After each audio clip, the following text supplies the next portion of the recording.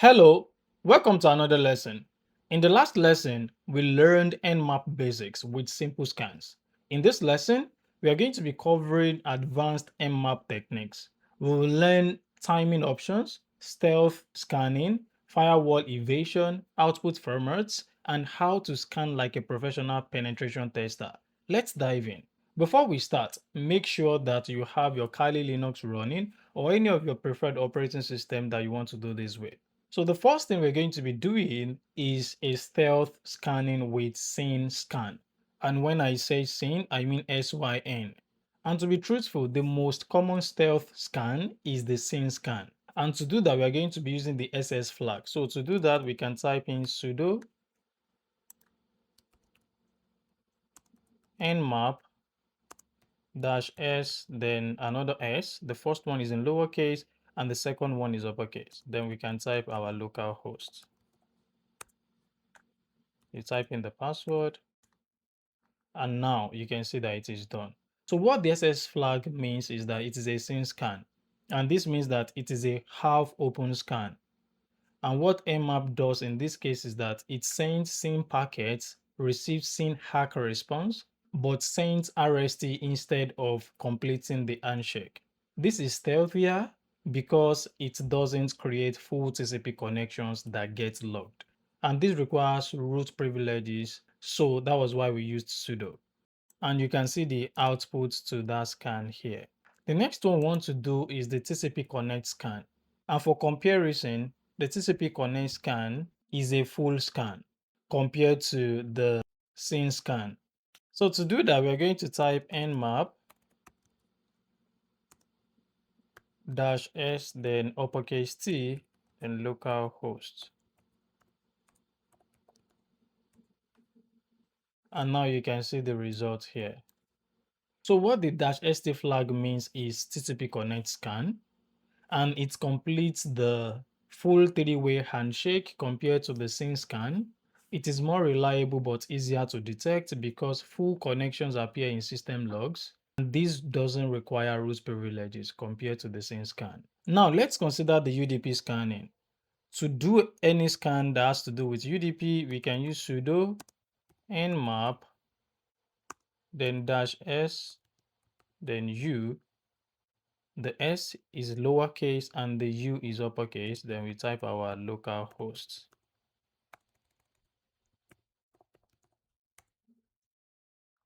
And you can see the result here. You can see here, starting from here, host is hub. And if you look at this, all 1000 scanned ports on localhost are in ignored state. So what the SU flag means is UDP scan. And this scans UDP ports instead of TCP. UDP is connectionless, so scanning is lower and less reliable. But it is important because services like DNS port 53, SNMP port 161, and DHCP ports 67 and 68 use UDP. UDP scans take much longer because there is no handshake to confirm if ports are open. Now let's consider the timing templates that exist in Nmap. Nmap has 6 timing templates from 0 to 5. So we can have T0 to T5. We are going to start with the first one, and that is T0. So to do that, we can type nmap, then -t0 localhost. And the meaning of T0 is that it is a paranoid mode. It is extremely slow. It waits 5 minutes before probes, and it is used to avoid detection by IDS systems. And that is the essence of the timing templates in Nmap. It is just a way to time or space our probes or our scanning process. So you can wait for this to be done. So after you've run the command, it's going to take a lot of time. So you might have to be patient for that, but I'll just quit it because of time. So to quit, you can just run Ctrl C. And another one you can run is the T1, and T1 is sneaky. So it's just like you are in sneaky mode. This one too is very slow and it waits 15 seconds between probes. And what it is doing is that it is as well trying to avoid IDS detection. So to run that, you can run nmap dash T1, then localhost. So compared to T0 that would wait for 5 minutes, this is just going to wait for 15 seconds in between probes. So after that, you can run for T2 and you can just change the one here to 2 and run it. And what T2 does is that it is a kind of polite mode. This one slows down to use less bandwidth and reduce target load, but it is not as slow as that of T1 or T0. So we can quit that as well. The next one is T3. And T3 is just like the normal mode. And you can see that T3 is way faster. The moment we run it, then it ran. So this is just like the default timing, and it balances both speed and stealth. The next one is T4. You can try to run that too.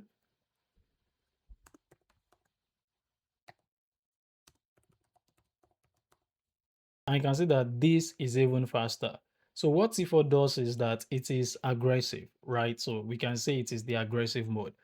It is faster in scanning and it assumes you are on a reliable fast network. It is most commonly used in real-world pen testing. Then to the last one, which is the T5, we can type nmap-t5, then localhost, and then hit enter. And you can see that this is fast too. And we call this insane mode. It is extremely fast, it sacrifices accuracy for speed, and it is only used on very fast network. For most penetration testing, try to use T4 for good speed while maintaining accuracy. Now let's consider fragment packets for evasion. That is, to evade firewalls, there is something you can do, and that is fragmentation of packets. So if you fragment your packet, you can stylishly evade firewalls. And how do we do that? The first command we can run is nmap, and then we add f, and then we add localhost. And do not forget this f is lowercase. So you add localhost and then you run it. So the F flag means fragments packet. And what it does is that it splits TCP headers across multiple packets to evade packet filters and firewalls that don't resemble fragments. So for smaller fragments, you can type sudo nmap, then you type -ff localhost, and you run it. And what the double F does is that it creates even smaller fragments for better evasion. So these are some of the strategies we can use during our scanning to evade firewalls. Now, there is something we call decoy scanning, and that is the process of hiding your IP among decoys. And to do that, you can type sudo nmap, then you add the D flag, then you add rnd, then colon 10 192.168.1.1, which is the IP address for my router. Then you run it. And what the -d rnd colon 10 means is that we are trying to use 10 random decoy IP addresses. So what will happen is that the target will see scans from multiple IP addresses and won't be able to tell which is the real attacker. RND generates random decoy addresses because RND helps us to generate random decoy addresses. And you can see our output here. Another thing we can do with decoy scanning is that while we are trying to scan, we can specify decoys. And how do we do that? We can say sudo nmap-d, then you type in the IP address 192.168.1.1, or let me just use .5, then comma 192.1.6, and I can add myself, which is me. I can use me for that. Then I use 192.168.1.1. So that will be like my target. Then let me run this. So instead of using random 10 decoys, what I'm doing here is that I'm using specific decoy IPs. Me represents my real IP, and that is mixed among the decoys. And you can see that this And you can see that this even took lesser time compared to this. You can see that this took about 23 seconds and this took about 5 seconds approximately. What if we want to spoof source ports using Nmap? How do we do that? Yeah, it is possible to do that because some firewalls allow traffic from specific source ports. So how can we spoof those specific source ports? I will tell you how. One command you can run to do that is sudo nmap, then dash dash source, then you add port 53. You can use port 53, then local host. And what this does is that the dash dash source dash port 53 makes packets appear to come from port 53, which is the DNS. Some firewalls trust DNS traffic and then let it through. Other common trusted ports, aside from port 53 meant for DNS, are port 80 and port 443. 80 for HTTP and 443 for HTTPS. So that is how we can spoof source ports. What if we now want to spoof MAC address? This is how to do that. You can change your MAC address with this command. You can use sudo nmap dash dash spoof dash mac 0 then localhost.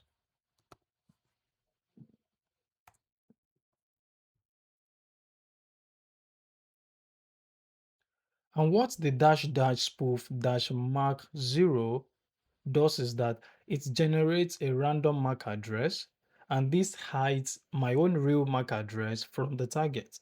And you can pretty much see that here. Also, when spoofing MAC address, I can specify a vendor that I want to use. Let me do that.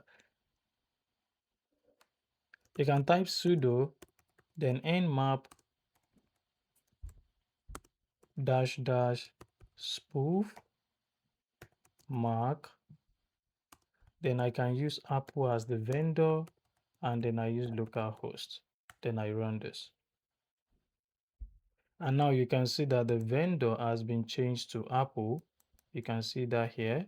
Compared to when I didn't use the vendor name, you can see that I was getting no registered vendor here. And what this does is that it generates a MAC address that looks like it is from an Apple device. What if we want to generate like output? What if we want to generate output formats? Yeah, Nmap supports multiple output formats for different purposes. The first one we're going to consider is the .txt. And to do that, we can type nmap localhost dash o, then uppercase n. O is lowercase, n is uppercase. Then you can type normal output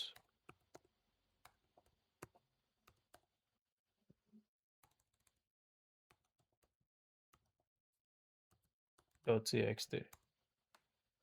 And you can see this. So if I should do ls, you can see that I have my normal output.txt here.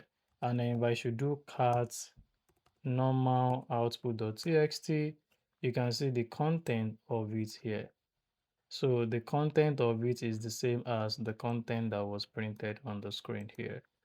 So that is how to output the result of your scan inside a file. And don't forget that the -on flag is used to save our output in a normal format. What if we want to save in XML? If we want to save in XML, we can use nmap localhost -o then x. Then you can use xml underscore output.xml. And if you run ls, you can see that we have our output.xml here. And if you can do cat output.xml. Oh, sorry, it should be xml underscore output.xml. You can see the results here. So the result was saved in XML format. So if you have a system that only reads logs in so if you have a system that only reads logs in XML format, you can use this particular command we just ran to convert your results into XML and then give it to such a system. Another format we have for Nmap is the greppable format. And to save anything in greppable format, I can clear my screen. We have a lot on the screen already. So to save anything in greppable format, what we can run is nmap localhost,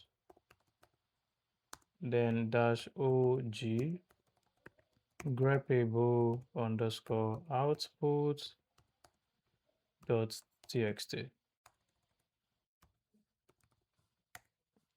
and you run it. And if you run ls, you can see that now we have our greppable output dot txt.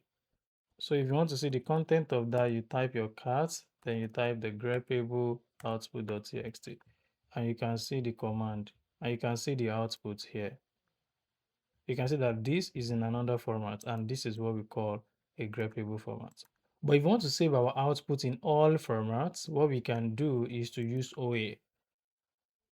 I also mentioned this in the previous lesson. So you can type nmap and then use localhost -OA, then all underscore formats. So this is going to create extensions for all. And if you run ls, you can see that we're having all formats.nmap, all formats.gnmap, all formats.xml. So what this particular command does is that it creates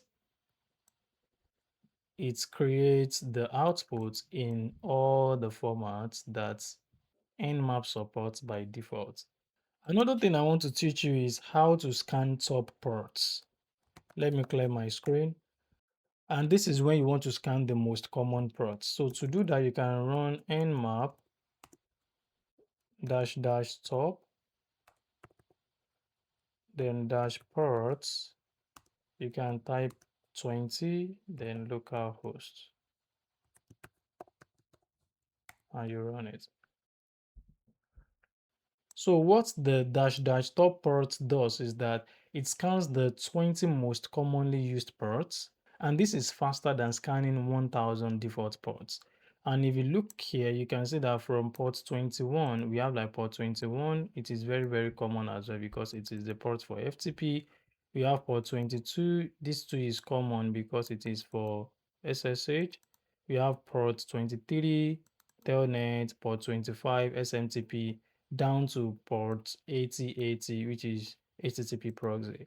And if you look at everything, you can see that we have port 80 open, and then we have ports 3306 opened as well. So we only have like 2 open ports here. So this is just how to scan the top ports, that is the most common ports, within a particular range. So if you add 30, so it's going to scan like the first 30 most common ports on that particular device, system, or network. So you can adjust the number as I mentioned. So let's say I want to adjust this to 100 and then run it. So what this will do is that it's going to scan for the top 100 ports, and you can see that host is up, other addresses for local host not scanned. And here we have like just the ones that are open, and it is because we are scanning for 100, and that can be a bit many. When we are running scans using Nmap, there are ways to which we can exclude hosts from scan. And to exclude specific hosts from a network scan, what we can do is run nmap 192.168.1.0, then you add /24, and then you add exclude. So that /24 means that you are scanning the entire subnet. And then if you want to exclude, you can exclude this IP address and say 192.168.1.1, and you can run this. So this can take some time because we are scanning the entire subnet and we are just excluding one IP address. And the IP address we are excluding is 192.168.1.1. And this command is useful to avoid scanning your router or critical systems. So I can stop this because it's going to take a lot of time. If you want to exclude multiple hosts, you can run this and then you just add comma to it. and probably add another IP address, maybe 192.168.1.5, and you can run it. So it's going to scan the entire subnet, but it's going to be excluding the .1 and the .5. That is 192.168.1.1 and 192.168.1.5 would be excluded. So we can close this again. Also, you can exclude in range. And for you to do that, you can run the command we ran earlier. But here you can just add like 1 to 10. So you're going to exclude 192.168.1.1 till 192.168.1.10. So that is what would happen here. So if you run this, the command is going to help us scan the entire subnet, but it's going to exclude the range that we have specified. It's going to exclude those 10 IP addresses. So we can quit this as well because it's going to take time. Another thing we can do is that we can run scans from a file. Let's assume we have a file that contains some IP addresses and we want to run scans on those IP addresses. But don't forget, these IP addresses are inside the file. So what we can do is to create a file for us. So let's say echo, and inside echo, let's just write localhost. So for this, we can add targets to it. So we are trying to save the localhost inside target.txt. So yeah, that will be written inside target.txt. Also, we can type echo, but this time around we can type in an IP address 168.1.1, and you can write, but this time around you know that you are appending. So since you are appending, you're going to use 2 greater than sign. If you don't know this, you can watch my videos on batch scripting. This is going to explain how you can do this better. But that is just what the 2 greater than sign means.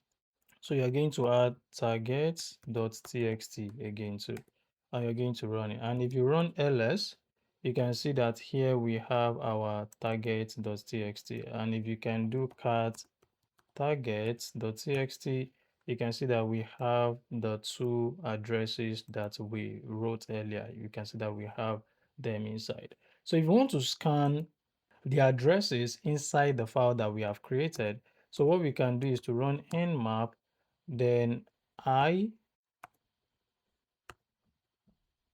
you're going to add a dash first, il, then you add the name of the file, which is targets.txt, and then you run it. And you can see that it is going to run the scan. It is already running the scan on those 2 addresses.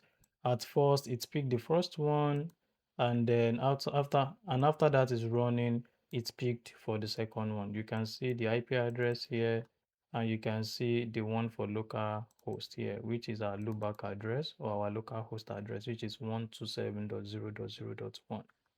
What if you want to run a comprehensive advanced scan? And this is where you are combining multiple advanced techniques. How can you do that? You can run a command like this, sudo nmap, then you can run -ss -sv -o, which is meant for operating system, -t4, and this is a normal scan timing template. Then you can use -f again. You can use top port 100, then use -oa, and you can name this advanced underscore scan, and the target could be 192.168.1.0/24. And this means that we are scanning the entire subnet. But what we are doing there is that we are going to be excluding, and to exclude, we can just add our exclude flag. So we can exclude just one IP address. Let's try that. So we can add the exclude flag to it. Exclude. We need to add 2 dashes to it. And then we add 192.168 1.1.1. You can add your password, and then this is going to run the scan. So if you want to break this down, you can see that we are using sudo, which is for root privileges. You can see that here. You can see that here. After that, we are using --ss, and this is for scene stealth scan. And after that, we are using SV, and SV is for service version detection. After that, we have our -O, which is meant for operating system detection. Then after that, we have like T4, which is for aggressive timing. After that, we have the -F, which is for packet fragmentation.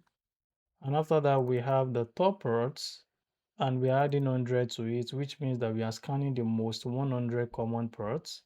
And after that, we are running OA, which is the flag we use to save a file in all formats, which is the flag we use to save outputs in a file using all formats. And after that, you can see that this is the name of the file. So after this is done running, if you run ls, you're going to see that we are going to have our outputs in like different formats. And this is the name of the file. So you'll be expecting something like advanced_scan.xml and others. And you can see the target here, which is a whole subnet, and we are excluding this particular IP address. So this is pretty much how that works. So this is going to take a lot of time. We can just try to quit it. And the next thing we can consider is, why does Nmap classify ports in a certain way? If you want to know why Nmap classify ports in a certain way, we can run Nmap, then --reason, then we can say localhost and run it. And here you can see that the reason has been attached to it. You can see that this is synarch. You can see synarch TTL64, synarch TTL64. So the --reason flag shows why each port is marked as open, closed, or filtered. And this helps you to understand what responses Nmap received. So that's all we'll be considering for this lesson. But before we go, I have a question for you. And the question is, what is the difference between scene scan, that is -ss, and TCP connect scan, that is -st? I will come again. What is the difference between scene scan and TCP connect scan? Thank you for seeing the video till the end, and that's all for this video. If you're here to subscribe to our YouTube channel, please do that now. Also, do not forget to like, share, and comment. Thank you, and see you in the next lesson.